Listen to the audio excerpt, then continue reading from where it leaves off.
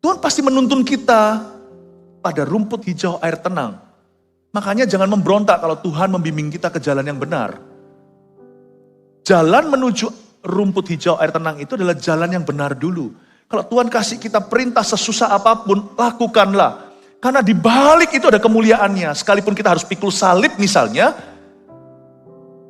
ujungnya adalah kuasa kebangkitan.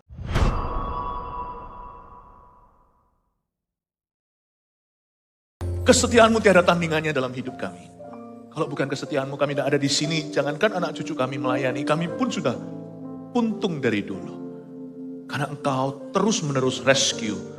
Tak pernah sekalipun kau lengah terhadap anak-anakmu. Sekalipun kami seringkali meremehkanmu. Ampuni kami ya Roh Kudus. Kami sering lari dari Tuhan. Kami sering sekali menyangkali panggilan. Kurang peka kami ini Tuhan. Bolak-balik jatuh. Ampuni umat-Mu Tuhan. Hamba-Mu bersyafaat untuk mereka. Dan biarkan Tuhan Yesus memberkati jemaat-Mu. Turun-temurun aku berdoa ya Tuhan. Seperti kata-kata Yosua, as for me and my house. Aku dan seisi rumahku, tak henti-hentinya, tak putus-putusnya, akan selalu melayani Kristus. Hamba berdoa, anak-anak jemaat Tuhan kau berkati. Cucu-cucu, cicit-cicit mereka. Bahkan anak-anak rohani kami juga Tuhan berkati. Masuk dalam perjanjian Abraham. Masuk dalam perjanjian Ishak dan Yakub. Perjanjian dengan kami, orang tuanya. Dan juga anak buah kami di tempat kerja. Mereka orang Kristen atau tidak, mereka pun akan mengecap minimal berkat jasmani jikalau mereka belum diselamatkan gara-gara kami. Jadikan umat-Mu berkat ya Tuhan. Allah Abraham, Ishak dan Yakub, Allah Bapa, Putra dan Roh Kudus, Kau ada di sini untuk bersabda kepada umat-Mu. Sampaikan firman-Mu, beri hamba-Mu kemampuan untuk bisa menyampaikannya. Sembunyikan di balik salib-Mu. Dalam nama Yesus, haleluya, amin. Yang merasa Tuhan itu setia, berikan tepuk tangan untuk Tuhan. Glory to God. Kita akan belajar dari seorang yang bernama Abram, lalu diganti namanya menjadi Abraham. Kejadian pasal yang ke-12, ayat 1-9. Tuhan yang memanggil kita dan keturunan kita, ambil catatan karena kita akan belajar banyak hari ini. Saya jamin remah-remah, bukan remah-remah yang akan Anda terima. Abram dipanggil Allah. Hati saya terharu, saya merasakan kesetiaan Tuhan. Sometimes you feel, not only God's presence, but His character. Kadang-kadang kita bisa merasakan bukan hanya hadiratnya, tapi juga merasakan sifatnya. Sifat Tuhan, hadirat Tuhan itu ada pada sifatnya. Saya rasa Tuhan itu setia sekali. Atau hati saya itu merasa gak tahu gimana meluapkan terima kasih. Berfirmanlah Tuhan kepada Abram ayat pertama, pergilah dari negerimu dan dari sanak saudaramu dan dari rumah bapamu ini ke negeri yang akan kutunjukkan kepadamu. Aku akan membuat engkau menjadi bangsa yang besar dan memberkati engkau serta membuat namamu masyhur dan engkau akan menjadi berkat. Aku akan memberkati orang-orang yang memberkati engkau dan mengutuki orang-orang yang mengutuk engkau dan olehmu semua kaum di muka bumi akan mendapat berkat. Lalu pergilah Abram seperti yang difirmankan Tuhan kepadanya dan Lot pun ikut bersama-sama dengan dia. Abram berumur 75 tahun ketika ia berangkat dari Haran.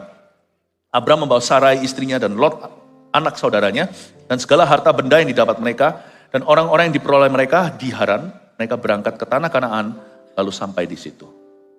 Abram berjalan melalui negeri itu sampai ke suatu tempat dekat Sikem, yakni pohon terbantin di More.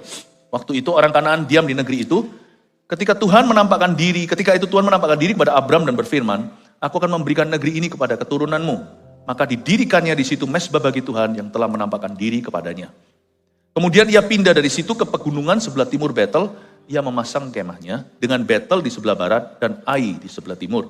Lalu ia mendirikan di situ mezbah bagi Tuhan dan memanggil nama Tuhan. Sesudah itu Abram berangkat dan makin jauh ia berjalan ke tanah Negeb. Saya jelaskan ayat per ayat, Roh Kudus akan berikan penerangan. Ayat pertama, berfirmanlah Tuhan kepada Abram. Sebenarnya God's covenant, Tuhan punya perjanjian dengan kita itu berdasar firman, bukan berdasar perasaan. Jangan hidup oleh perasaan, orang yang hidupnya oleh perasaan tidak punya perjanjian dengan Tuhan. Kurang kuatlah, materainya tidak cukup. Firman itu yang tidak akan goyah di hidupmu. Karena firman itu yang membuat kita kokoh menghadapi musim hidup apapun. Badai taufan menerpa, angin badai pun.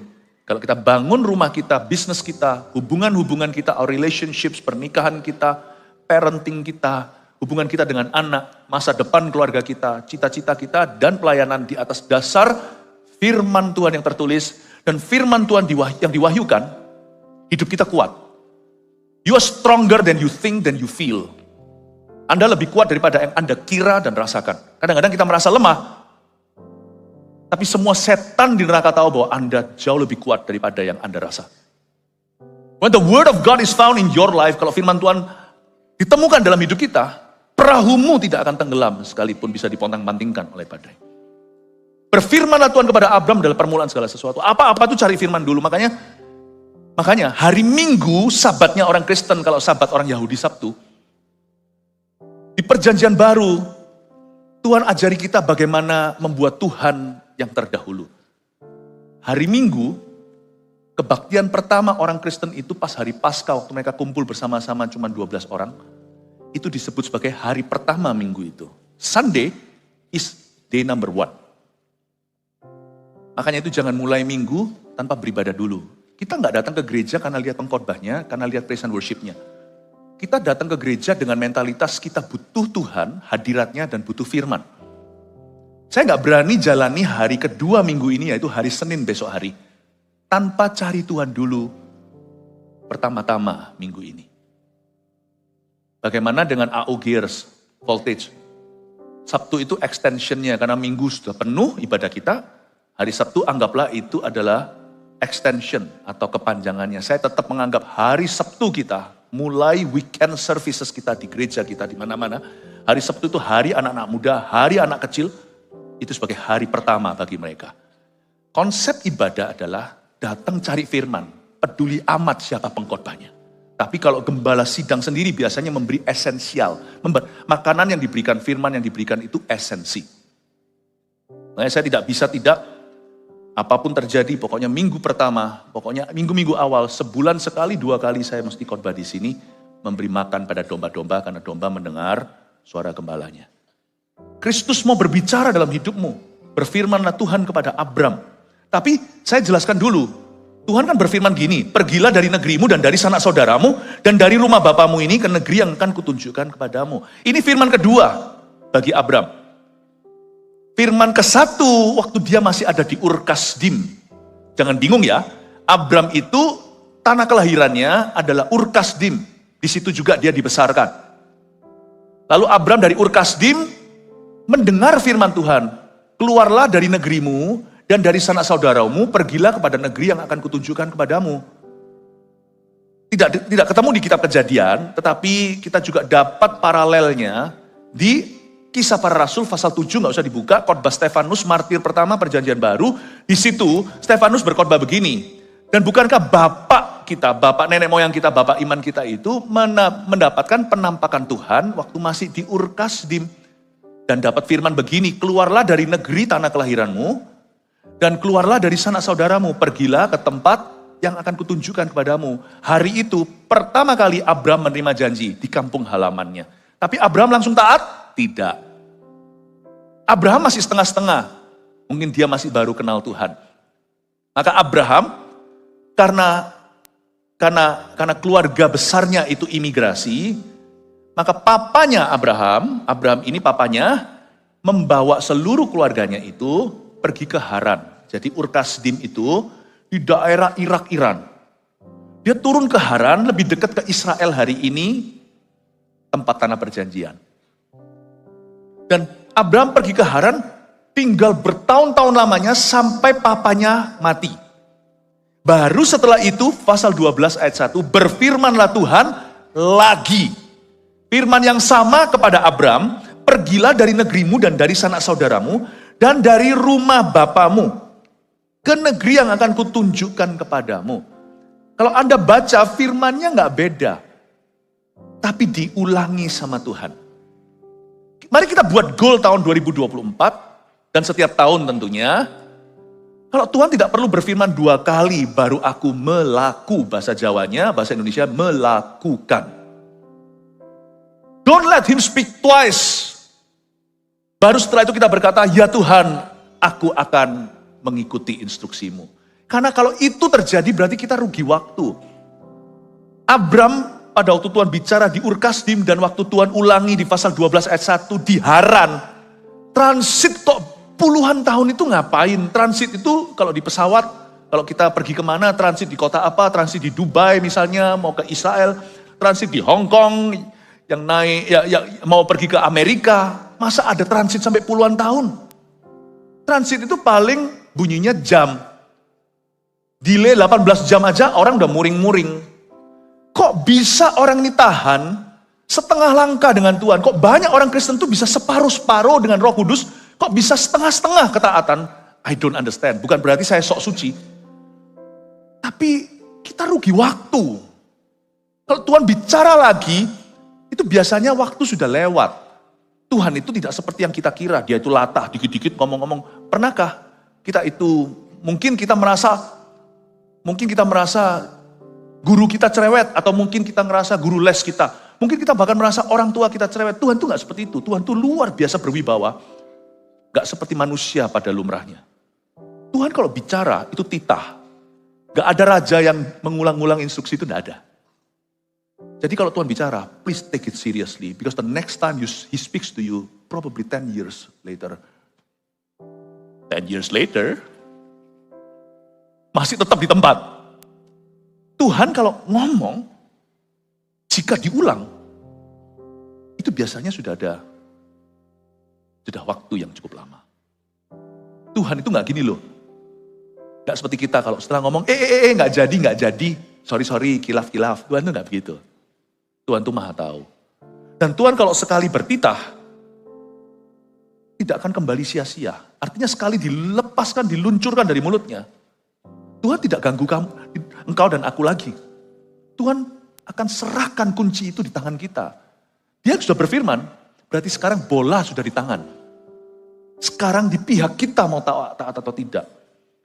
Dari sini saya mau coba kupas bahwa ketika Allah memanggil Abraham, dia berlamban-lamban. Sayang sekali. Do you know that partial obedience atau delayed obedience is delayed glory? Tahukah bahwa ketaatan yang ditunda adalah kemuliaan yang tertunda? Jadi kalau Tuhan suruh kita sesuatu, mengampuni, memberi, hidup kudus, berdoa, kalau kita tunda, kita yang merugi bukan Tuhan Yesus. Karena di balik segala perintahnya selalu ada kemuliaannya. Bukan berarti hidup kita selalu akan memperoleh berkat sesuai ekspektasi kita. Tetapi pasti ada maksud ilahi di balik setiap instruksi. Kalau Tuhan suruh kita sesuatu, Tuhan tuh gak pernah membuat kita itu kecele pada akhirnya. Tuhan pasti menuntun kita pada rumput hijau air tenang. Makanya jangan memberontak kalau Tuhan membimbing kita ke jalan yang benar. Jalan menuju rumput hijau air tenang itu adalah jalan yang benar dulu. Kalau Tuhan kasih kita perintah sesusah apapun, lakukanlah. Karena di balik itu ada kemuliaannya. Sekalipun kita harus pikul salib misalnya, ujungnya adalah kuasa kebangkitan. Tapi Abraham berlamban-lamban. Mungkin dia belum menyadari bahwa delayed obedience atau ketaatan yang ditunda-tunda adalah kemuliaan yang tertunda. Siapa tahu Tuhan harusnya memberi dia anak, ini subjektif ya, ini opini ya. Tapi saya sempat mikir-mikir, renungkan, kalau dia cepat taat, mungkin gak sampai cepek kali dia sudah dapat anak. Dia buang-buang waktu di Haran, transitnya puluhan tahun bukan hanya berapa jam. Lalu gak hanya itu, coba kita lihat komprominya Abraham. Ya. Pergilah dari negerimu, ayat 1, berfirmanlah Tuhan pada Abraham, pergilah dari negerimu dan dari sanak saudaramu. Dia disuruh cut off. Ini bukan perintah Tuhan agar kita meninggalkan keluarga kita loh ya. Suami tiba-tiba gak pulang. Bukan itu maksudnya ya. Tiba-tiba kita gaya gitu. Setelah kita melayani di gereja, kita gak mau sapa kasen kita, sepupu kita. Malah justru harus dipulihkan dalam hadirat Allah semua hubungan yang retak sebelumnya.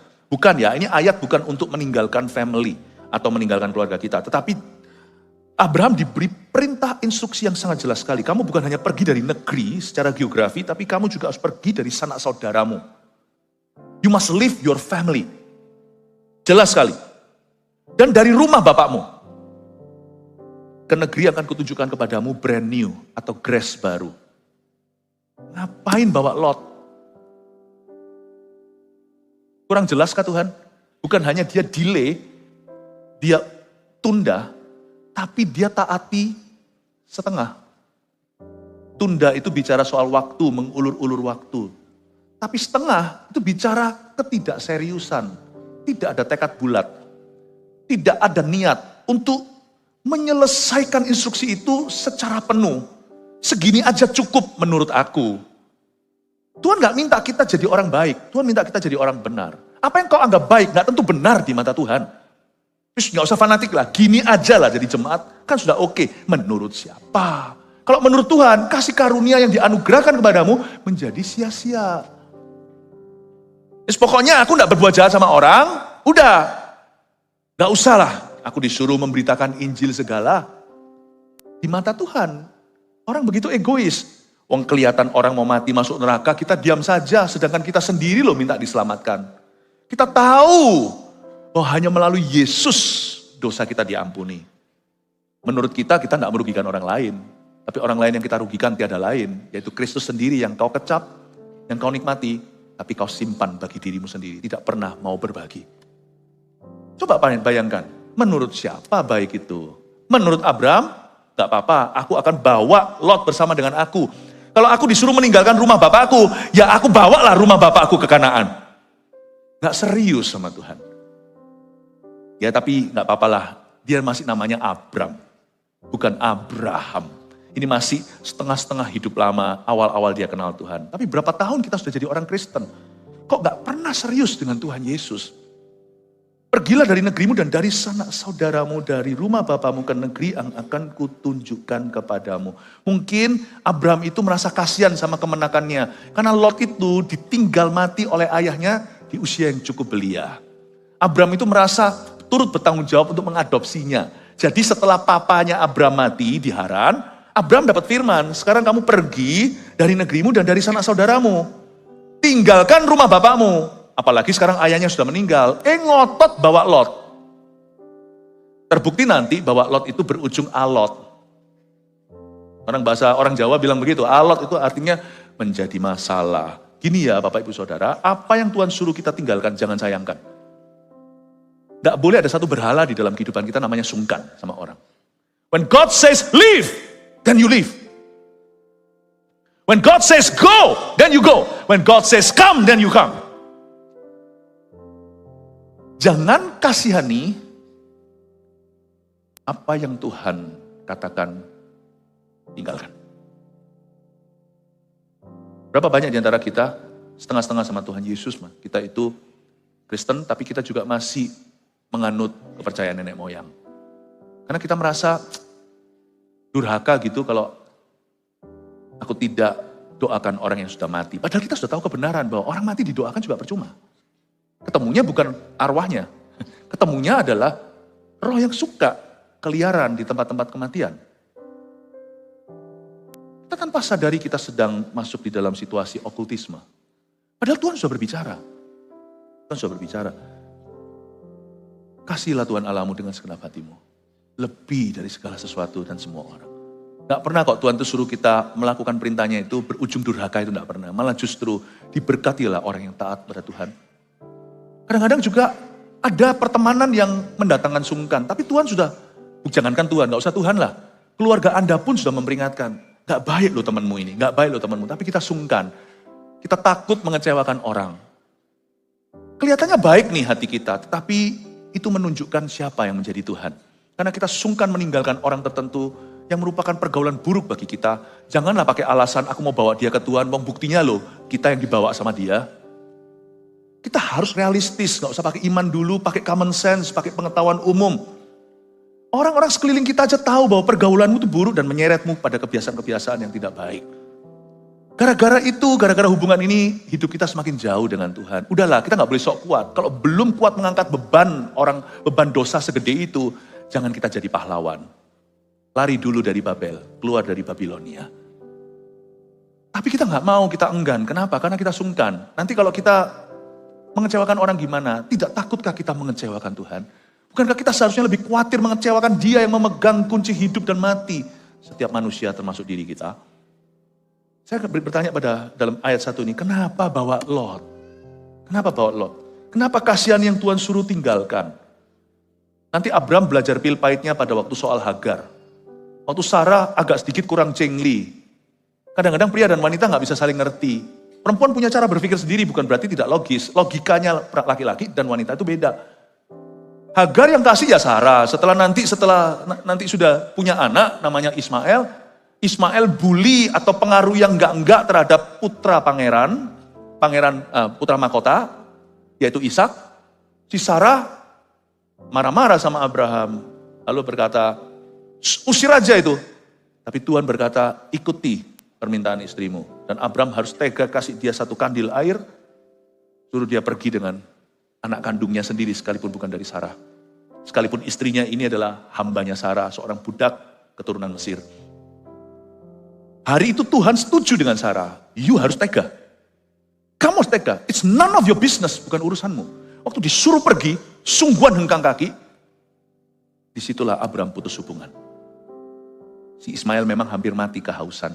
Maminya, si Hagar nangis gak keruan. Tapi Tuhan dengar tangisannya. Dan Tuhan bilang sama Hagar, karena kamu, anakmu itu juga keturunan Abraham, aku tanggung jawab.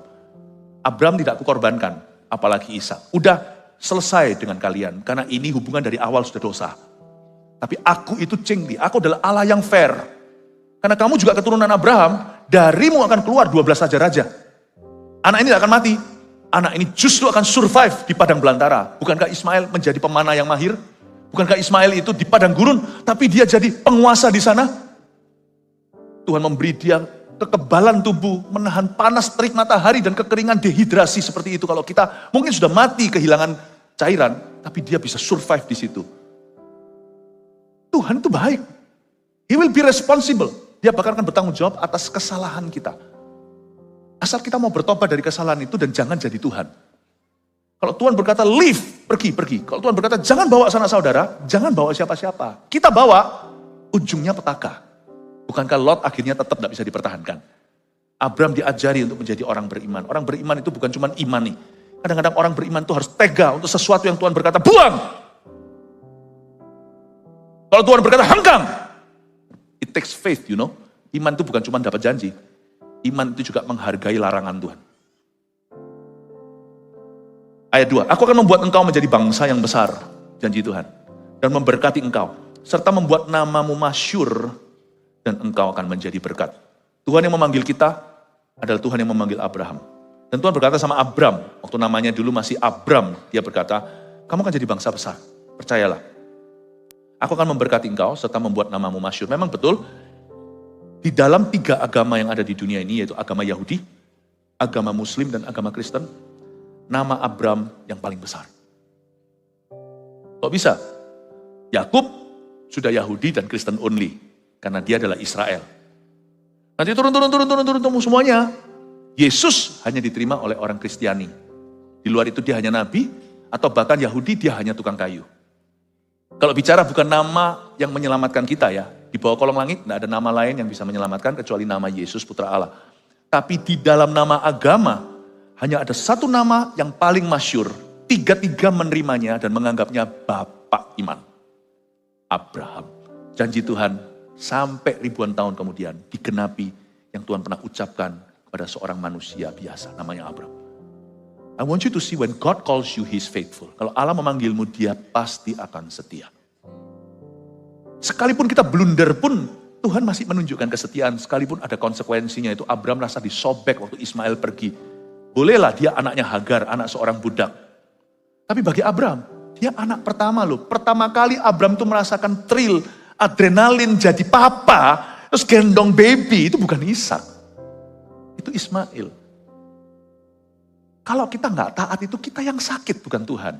Tapi waktu kita bertobat, Tuhan merancangkan jalan terbaik bagi dua sisi, tanpa mengorbankan sang petobat itu.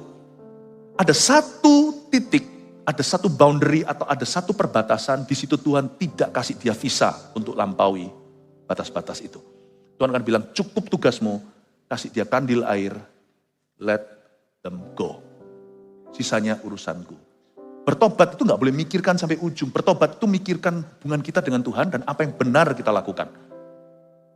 Ujungnya itu percayakan kalau pertobatanmu sejati, Tuhan itu akan fair sama semua orang.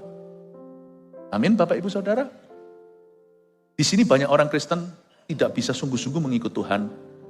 Tidak bisa ikut panggilan Tuhan karena mereka mempedulikan apa yang Tuhan perintahkan pada mereka untuk abaikan. Dan hari itu saya jelaskan di ayat 2 bahwa janji Tuhan pada Abraham digenapi. Abraham memang menjadi besar sekali namanya di 3 agama. Dan engkau akan menjadi berkat. Aku akan memberkati ayat 3, orang-orang yang memberkati engkau. Dan mengutuk orang-orang yang mengutuk engkau. Dan olehmu semua kaum di muka bumi akan mendapat berkat. Kita tahu ujung ayat 3 ini adalah Yesus Kristus keturunan Abraham, keturunan Daud. Keturunan Yusuf dan Maria. Oke? Tetapi mari kita sekarang melihat ayat 3, Tuhan berjanji sama Abraham begini, waktu aku memanggilmu, aku akan bela kamu. Tugasmu hanyalah meresponi aku, tanggung jawabmu hanyalah hidup benar di hadapan saya. Sisanya serahkan kepadaku. Yang penting dalam dirimu tidak boleh ada kepalsuan. Maka Tuhan akan bertanggung jawab penuh. Dan Tuhan berjanji sama Abraham, kalau kamu jalan di jalur panggilanmu, sesuai dengan kehendakku, aku akan memberkati orang yang memberkati kamu, aku akan mengutuki orang yang mengutuk kamu. Kita tahu hari ini, bangsa-bangsa, negara-negara itu jatuh bangunnya itu tergantung perlakuan mereka terhadap umat pilihan. Saya kasih contoh dulu secara politik dunia, yaitu dalam sejarah. Oke? Bangsa Yunani itu menajiskan bait suci di Yerusalem. Supaya Anda tahu, dalam sejarah Alkitab maupun sejarah dunia. Tak lama kemudian, langsung jatuh Yunani yang perkasa itu ke tangan Roma.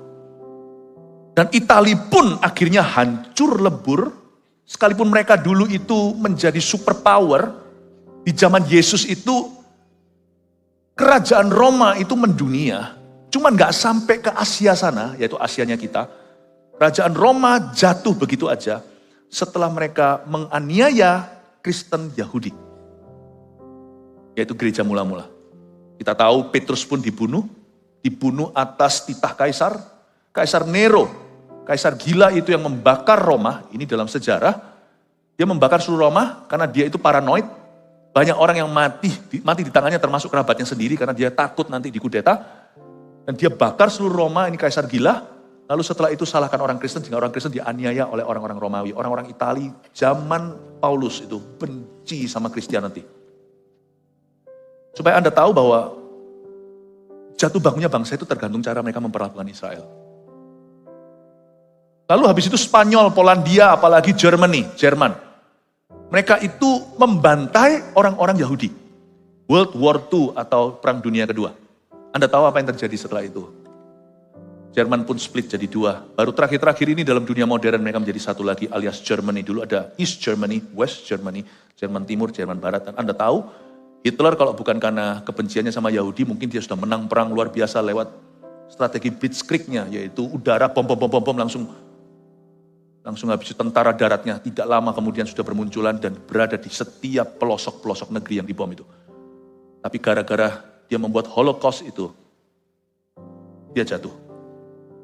Saya beritahu ya, siapa memegang orang-orang pilihan, orang itu tidak akan luput dari hukuman. Saya tidak berkata ini tidak boleh dipakai untuk orang-orang yang berbuat salah, menyembunyikan dosanya, lalu ngaku-ngaku pilihan, lalu tidak bisa ditegur, tidak bisa diaudit, bukan ya?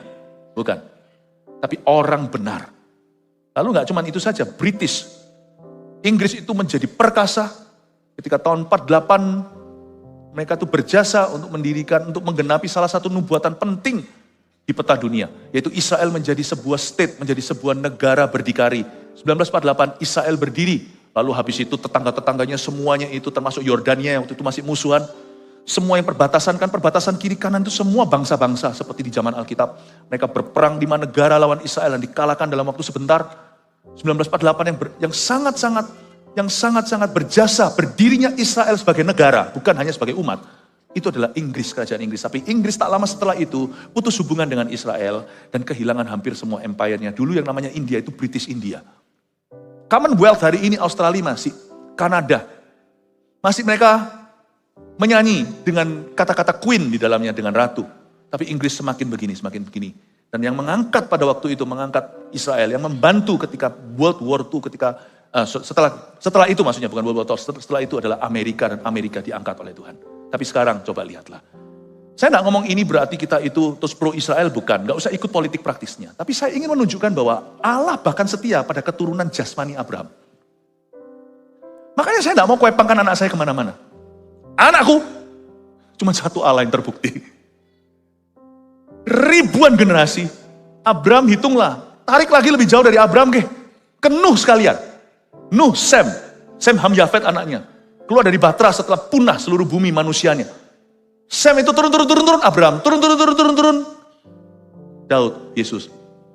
Tarik aja. Sampai sekarang di take care sama Tuhan. Hanya ada satu Tuhan yang saya mau responi panggilan. Panggilan untuk menyembah dan melayani, hanya satu Tuhan yang akan saya responi. Karena dia sudah membuktikan lewat sejarah. Tahukah Alkitab ini bukan cuma rohani? Alkitab ini history. Hanya ada satu Allah yang telah membuktikan. Dulu dia pernah berkata kepada seorang pria, aku akan take care keturunanmu. Aku yang memanggilmu, aku akan jaga keturunanmu. Aku memanggilmu dan memanggil keturunanmu.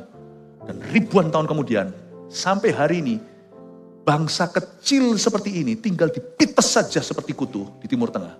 Nggak mati-mati dan nggak bisa binasa. Karena Tuhan pernah ngomong, I will bless who bless you. I will curse who curse you. That's the kind of God that you serve and worship.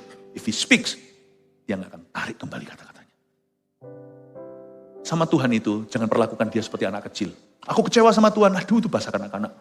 Sama Tuhan itu jangan, nggak usah debat-debatan. Tuhan itu punya martabat yang begitu tinggi, dia itu raja di atas segala raja, dia itu berwibawa. Kalau Tuhan bicara, saya nggak banyak bicara. Sekali dia ngomong, saya renungkan perkataannya dan saya taruh dalam hati dan saya yakin. Sama Tuhan itu kita nggak boleh lancang, nggak boleh SDSP itu kan porkas. Itu kan judi, apa? SKSD. Sama Tuhan itu jangan sok kenal, sok dekat. Boleh kita dekat sama Tuhan, tapi justru semakin dekat, nggak boleh SKSD. Sama Tuhan itu harus condong, harus hormat, harus takut, bukan ketakutan loh ya. Anak saya sama saya ayah yang dekat, ngobrol-ngobrol segala, semua bisa curhat. Tapi anak saya punya keseganan yang perlu untuk menghormati ayah ibu. Sama Tuhan tuh jangan anggap dia, hey, you're my buddy. Jangan sok kenal, sok dekat. If He speaks, jangan banyak komentar. Taruh di hati dan berkata, Lord, what is my role in it? Pengkhotbah berkata, jangan waktu masuk ke hadirat Allah, jangan banyak bicara, banyak mendengar. Karena Tuhan itu bukan sederajat dengan kita. Saya sama Tuhan itu 30 sekian tahun saya mengenalnya. Menurut saya sih. Makin dekat kok. Tapi makin dekat saya makin segan. Saya makin respect. Gak makin jambal. Gak makin kurang ajar. Gak makin jadikan dia biasa. He who calls you is holy, not just faithful. He is holy. Makanya saya sarankan kalau kita melayani Tuhan itu layani dengan attitude yang bagus. Kita gak boleh layani, aku dapat apa. Layani sedikit gesekan kanan kiri. Kalau kita mau gesekan sama saudara seiman itu mikirkan dulu siapa yang punya. Niat taku ya, kan curan mah. Betul ya? Kita mau mukul anjing itu lihat dulu majikannya. Kita gak suka anjingnya, tapi kalau majikannya itu orang yang kita segani, jangan dipukul. Mukul anak apalagi. Kalau saya mau konflik dengan saudara seiman, saya pastikan konflik saya itu mencari solusi. Bukan untuk serang karakter atau kecewa, apalagi kepahitan. Kalau saya mau pukul-pukulan sikut-sikutan dengan saudara seiman, saya harus hargai siapa yang memiliki mereka. Saya harus lihat mukanya Tuhan.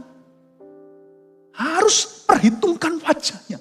Saya datang ke gereja, saya senang sekali melihat jemaat yang datangnya itu awal, lalu habis itu duduk, tenang, diam gitu, tuh kayak sifatnya respectful. Saya rasa gereja karismatik gak boleh lupa oyot akarnya. Bahwa sebelum kita karismatik, dulu kita berada di gereja yang lebih tradisional sebelum kita diperkenalkan dengan karunia-karunia besar. Respeknya itu harus dijaga. Dimana kita datang saat teduh dulu, pulang saat teduh sebentar, paling cuma 3 menit, kita tuh duduk dulu, diam.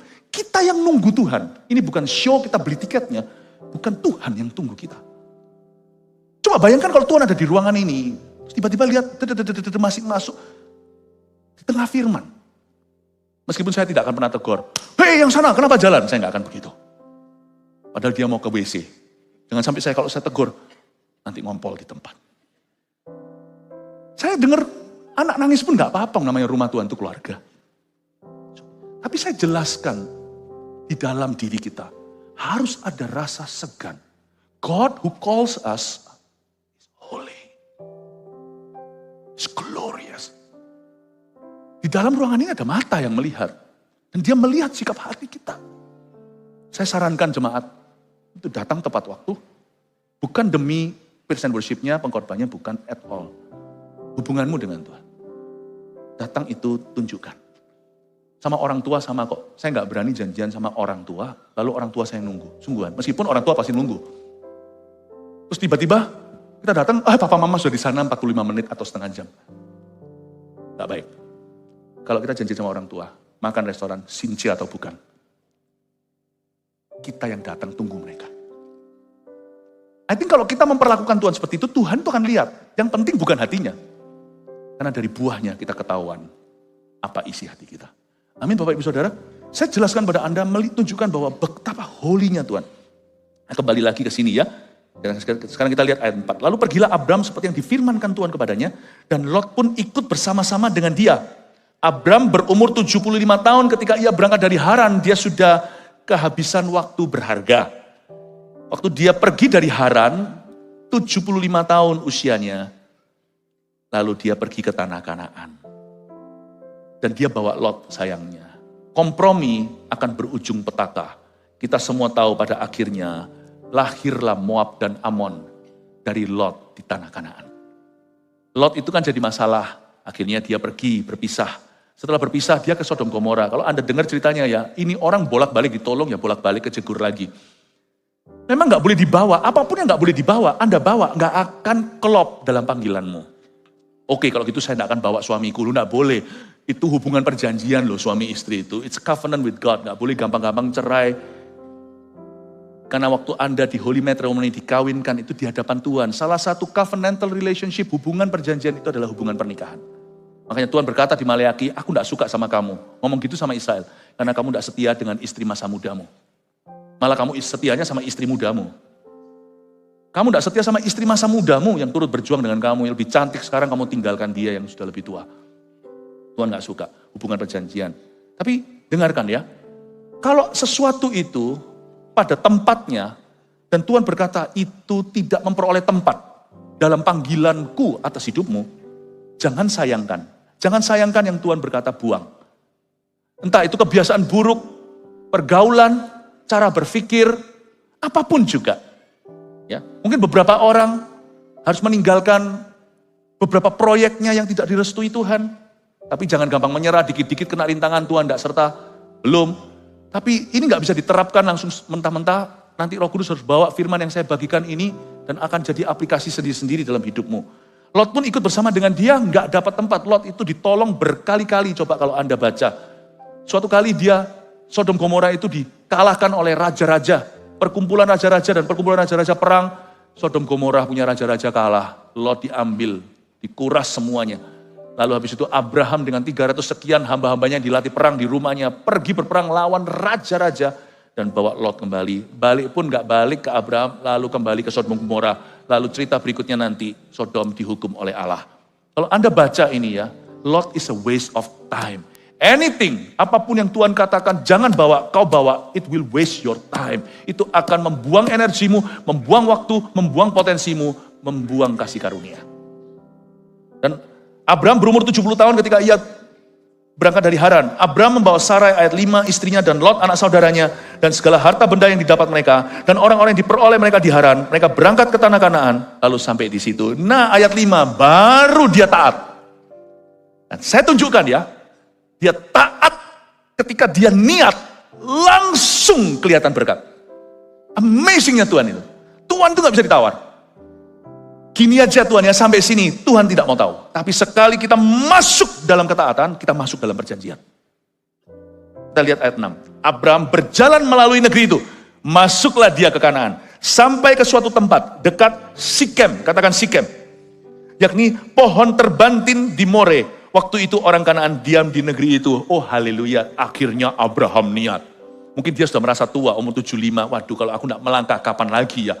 Banyak orang kan suka menunda, besok saja melayani, nanti saja aku hidup kudus. Tapi Abraham akhirnya mau serius, yes aku akan masuk ke tanah Kanaan. Dia tinggalkan Haran. Setelah dia tinggalkan Haran, masuk Kanaan, tanah pertama yang dia injak, ini yang transit beneran, ini bukan transit yang buang waktu. Ini adalah langkah ketaatan nomor 1, waktu dia masuk ke Kanaan, tanah yang dia injak namanya Sikem. Sikem itu berada persis di epicenternya Israel. Kalau Anda lihat Israel hari ini, yang dikuasai oleh Yosua, di atas itu ada suku Dan, di bawah itu suku Yehuda. Ya. Kalau Anda lihat, Sikem itu di tengah, ting epicenternya. Kalau di Indonesia hari ini mungkin di Katulistiwa, persis di belahan itu di Kalimantan. Dan Sikem ini, tempat Abraham di situ, dia bangun mesbah. Kalau Anda baca ayat 7, ketika itu Tuhan menampakkan diri kepada Abraham dan berfirman, aku akan memberikan negeri ini kepada keturunanmu. Langsung Tuhan tidak basa-basi, tidak babi bu. Ayat 7 dia langsung berkata, waktu Abraham di Sikem, langsung dia berbicara kali ini. Tapi kali ini dia tidak berbicara lagi janji-janji. Kali ini mulai masuk ke penggenapan. Kapan janji itu mulai terjadi penggenapan? Ketika Anda melangkah dengan iman. Dan Tuhan mulai berkata kepada Abraham, aku akan memberikan negeri ini kepada keturunanmu. Maka didirikannya lah di situ mesbah bagi Tuhan yang telah menampakkan diri kepadanya. Dan Abraham lakukan apa di Sikem? Pertama kali dia mendarat di Kanaan. Dia nggak berhenti. Dia waktu memasuki wilayah Kanaan, dia terus jalan sampai ke tengah. Saya rasa ini tindakan profetik untuk dia klaim janji Tuhan, utara, selatan, timur, barat, ini semua akan diberikan pada keturunanku. Dia pilih poros Kanaan, yaitu Sikem, dan dia berhenti di situ. Yang dia lakukan pertama-tama bukan perang, yang dia lakukan pertama-tama bukan seperti Yusuf yang umbar-umbar cerita-cerita tentang mimpi, lalu nanti dianiaya. Abraham menurut saya bijaksana. Bagaimana nggak bijaksana? Dia sudah umur 75.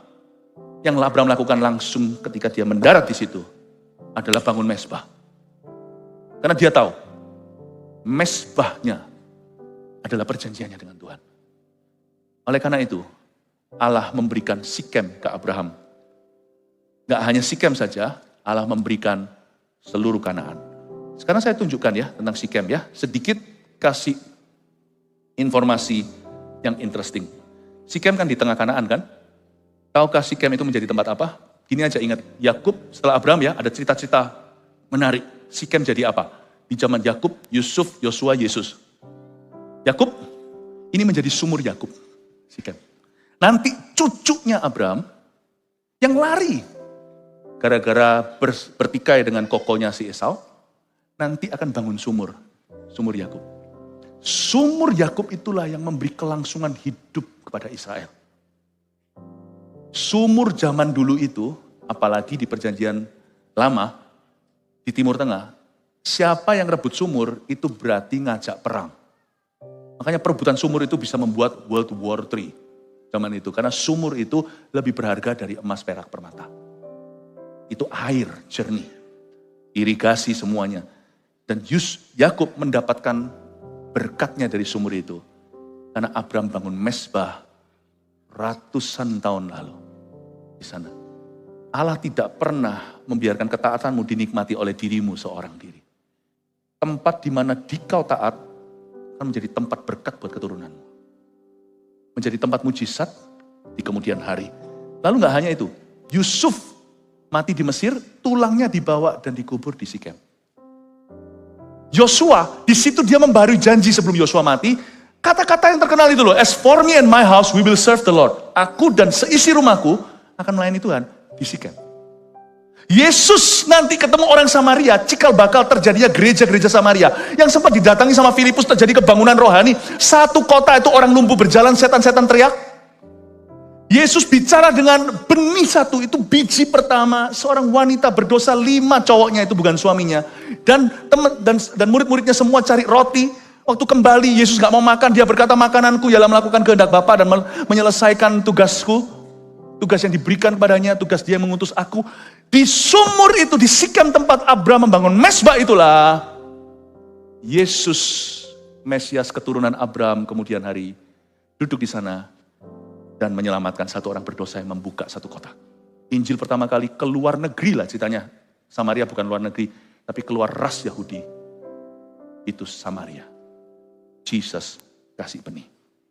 Coba lihat ya, turun. Ini saya tidak ada waktu aja untuk saya jelaskan misalnya tempat di mana Abraham mempersembahkan Ishak kemudian hari itu. Gunung itulah menjadi Sion, hari ini menjadi Yerusalem. Lokasi itu menjadi tempatnya Bait Suci Salomo. Tuhan tidak pernah memakai satu keluarga cuma satu orang. Dan Tuhan tidak kepingin hanya memberkati kita sekali. Tuhan itu Allah perjanjian. Dia itu selalu continue. Apa yang lebih lama daripada drama Korea?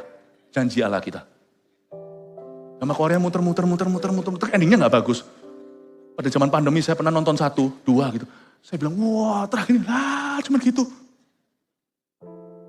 Makanya lain kali saya belajar sesuatu, kalau Alkitab saya akan selidiki. Kalau drama Korea saya lihat episode terakhir aja.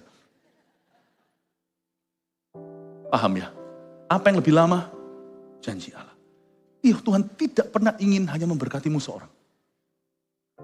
Sorry, kita nggak boleh GR. Kalau Tuhan pakai saya curiga. Kayaknya saya ini cuma reklamannya Tuhan. Kayaknya Tuhan mau pakai anak rohani saya lebih dari saya. Kayaknya Tuhan mau pakai anak cucu saya. Kayaknya. Nggak pernah kalau Tuhan memilih seseorang, dia milih seorang. Kalau dia memilih seorang, dia itu yang memanggil keturunan kita. That's my God. That's our God. Kenali sifatnya. Dengan ini saya selesai. Ayat 8, ini adalah tugasnya Abraham. Kemudian ia pindah dari situ, dari Sikem dia pindah ke pegunungan di sebelah timur Betel. Ia memasang kemahnya. Hah? Pasang kemah? Harusnya kalau orang dapat firman Tuhan kan langsung aja eksekusi ya kan. Kok di dalam bahasa Inggrisnya, and Abram pitched his tent. Pitched his tent, dia lakukan sendiri dengan tangannya. Bukan hanya bangun mesbah, dia bangun kemah-kemah pramuka itu zaman kita sebagian yang pernah zamani itu masa kecil kita. Pasang kemah. Setahu saya kalau Tuhan sudah berbicara, thus saith the Lord, kalau Tuhan sudah demikianlah firman Allah. Kita nggak mau lah ya, kita nggak mau mulai dari bawah. Ternyata enggak, sekalipun Tuhan berbicara kepadamu, Anda dan saya harus mulai dari bawah. Cara mendapatkan janji itu bukan hanya iman, tapi dengan iman dan kesabaran. Spirit of entitlement atau perasaan berhak itu bukan buah roh. Buah roh itu kesabaran. Sabaran. Apa bedanya sabar dan tekun? Orang sabar langsung dapat, nggak sempat tekun. Dia sabar, dapatkan janji Tuhan, puji Tuhan. Tapi sabar belum dapat, bertahun-tahun kemudian sabar terus, nah itu tekun.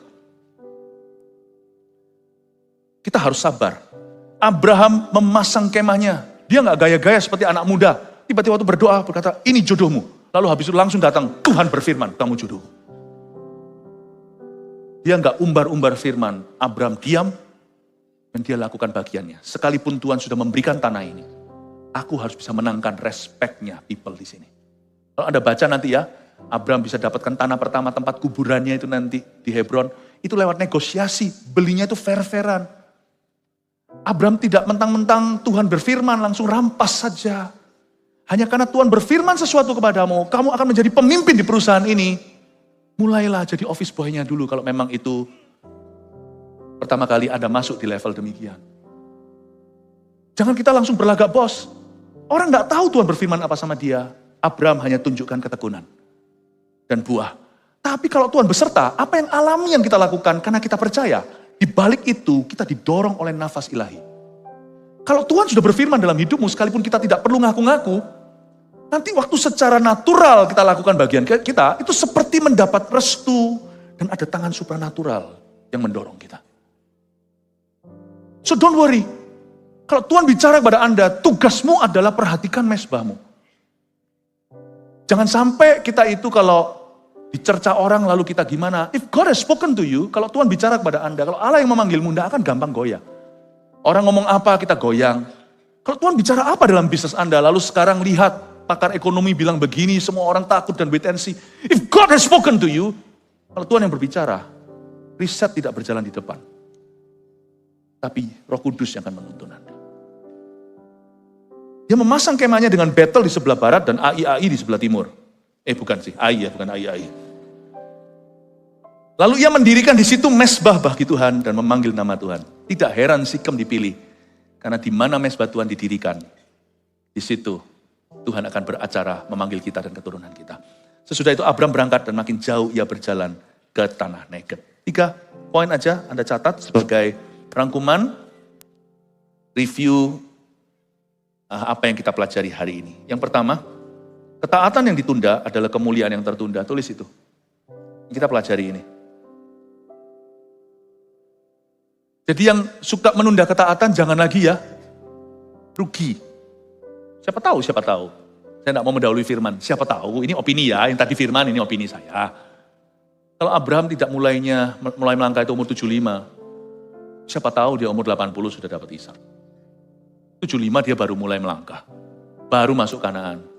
Baru diaktifasi itu janji. Umur cepek, umur 100. dia dapat anaknya. Itu pun penuh drama. Hagar Ismail ada dulu. Siapa tahu kalau Abraham sudah serius dari depan. Nggak tahu, hanya Tuhan yang tahu. I don't know. Tapi kalau kita bisa taat sama Tuhan umur 55, kenapa 75? Kalau kita bisa taat sama Tuhan umur 35, kenapa 55? Kalau kita bisa taat sama Tuhan umur 20, kenapa umur 40? Kalau kita bisa taat umur 15, seperti anak-anak Eagle Kids sekarang, taat umur 7. Why not? The earlier the better. Karena apa yang kau tunda, kalau Tuhan sudah berbicara, itu menunda kemuliaanmu dan kemenanganmu sendiri. 2 belum kok 3 langsung ya. 2, mesbah doa kita adalah perjanjian kita dengan Tuhan. Ingat Sikem. Ini bukan cuma mesbah doa ya. Tapi Abraham juga mempersiapkan. Mesbah doa itu unik. Yang disebut mesbah doa itu apa sih? Cuman berdoa sembahyang. Tidak, sebenarnya mesbah doa zaman Abraham sekalipun primitif. Mereka itu menata sesuatu, terjadi ministry, terjadi pelayanan menata di sana, taruh kayu bakarnya, terjadi cooperation atau kerjasama. Nanti Abraham sama siapa, taruh di sana batunya dengan hamba-hambanya. Mesbah doa itu sebenarnya juga mesbah ministry. Itu adalah perjanjian kita dengan Tuhan. Saya punya perjanjian dengan Tuhan begini, Tuhan aku akan melayani. Aku melayani tanpa pamrih, aku melayani umatmu. Masa sih, kalau aku melayani umatmu, Tuhan tidak memanggil keturunanku. Masa sih? Bapak ibu saudara yang selama ini hanya datang sebagai jemaat, ayo, mungkin itu baik menurut Anda, tapi itu tidak benar di mata Tuhan. Berarti Anda tidak bertumbuh, Anda tidak berbuah. Ayo bangun mesbah doa, mesbah pelayananmu. Tidak kebetulan kita lagi servolution. Nanti di luar sana coba lihat apa aja, syaratnya gampang. Gereja ini bukan menghalang-halangi, tapi gereja ini juga nawar-nawari pelayanan supaya Anda menjadi member. We are not like that, kita enggak gitu. Ya, tapi gereja ini akan terus mengentaskan umat Tuhan dari pengangguran. Karena kita semua punya karunia dan talenta yang dipersembahkan. Ayo cepat daftar di sana. Syaratnya ministry tertentu harus MSC 1, harus CG dulu. Kan enggak apa-apa. Itu syarat kan makanan. Syarat itu kan indah, tidak memberatkan, tapi perlengkapan. Ya, jadi Mawar Sharon Journey. Saya tadi dulu salah, terus MSC itu My Spiritual Journey. MSC 1 Anda bisa melayani ini. Leadership nanti harus ambil apa lagi, training on the job-nya itu ada. CG 8 kali untuk jadi pelayanan-pelayanan sederhana mulai. Ya, mari kita semuanya ikut pelayanan. Jangan heran nanti kalau Anda di sana, Anda mulai bangun mesbah ministry, mesbah doa Anda. Membangun hubungan perjanjian dengan Tuhan waktu di depan situ. Anda daftarnya mau jadi singer, mau jadi song leader, tapi nyanyinya kuncinya 7,5. Mungkin gak masuk klubnya, tapi nanti berakhirnya itu di pelayanan yang lain. Mungkin Anda nyanyi bukan bagianmu, tapi pegang kamera seperti ini, multimedia, apalagi ibadah kita terus bertambah. Nanti siapa yang pegang kamera berikutnya? Kalau orang yang sama ini 7 kali, kasihan dia nanti bisa pingsan di kebaktian ke-6. Mungkin Anda bisa pegang kamera, suara Anda tidak stabil, selalu membelot, tapi tangan Anda stabil waktu pegang kamera. Mungkin itu. Jadi berkat, ya kan? Mesbah doamu dibangun ke? Itu perjanjian kita dengan Tuhan. I serve God. Saya nggak khawatir anak-anak saya akan makan. Saya mati pun, anak-anak saya tidak akan minta-minta roti. I serve God's people. Itu perjanjianku. Mesbahku. Perjanjianku. My ministry, my prayer life, my covenant with God. 3, dengan ini selesai. Tempat kita taat adalah tempat berkat bagi keturunan kita. Ingat Sikem tadi. Ingat kota-kota itu yang terus-menerus dipakai oleh Allah. Oh, Alkitab penuh dengan cerita-cerita seperti ini. Saudara tahu enggak? Tempat Yesus makan malam, saya pernah lihat itu di Yerusalem. Makan malam dengan murid-muridnya itu. Tempat itu ternyata di situ juga tempat makamnya Daud.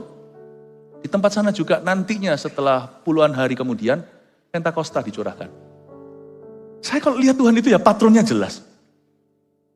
Tuhan tuh gak pernah mau memanggil kita seorang.